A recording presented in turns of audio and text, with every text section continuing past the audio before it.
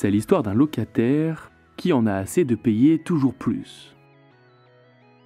Un commerçant conclut un bail commercial. Lorsqu'avec le bailleur, il fixe le montant du loyer, il prévoit une clause d'indexation annuelle du loyer selon l'évolution d'un indice. Une clause qui, toutefois, ne pourra pas avoir pour effet de faire baisser le loyer en dessous de son montant initial. Quelques années plus tard, apprenant que les clauses d'indexation empêchant ou limitant la baisse du loyer ne sont pas légales, le locataire demande l'annulation de cette clause. Il estime qu'elle doit être purement et simplement annulée et que le bailleur doit restituer les hausses de loyer perçues au moyen de cette clause. Le bailleur conteste.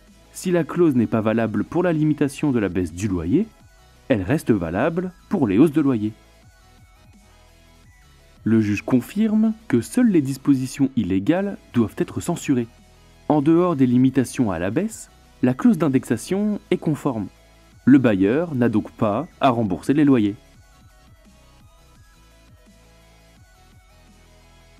Les clauses permettant de réviser le montant du loyer d'un bail commercial en suivant un indice sont appelées clauses d'indexation ou d'échelle mobile.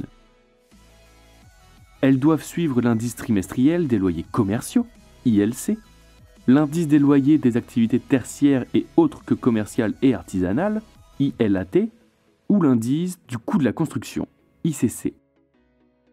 Si elle est mise en place, cette clause doit permettre d'augmenter le loyer tout comme le diminuer afin d'assurer l'équilibre du contrat.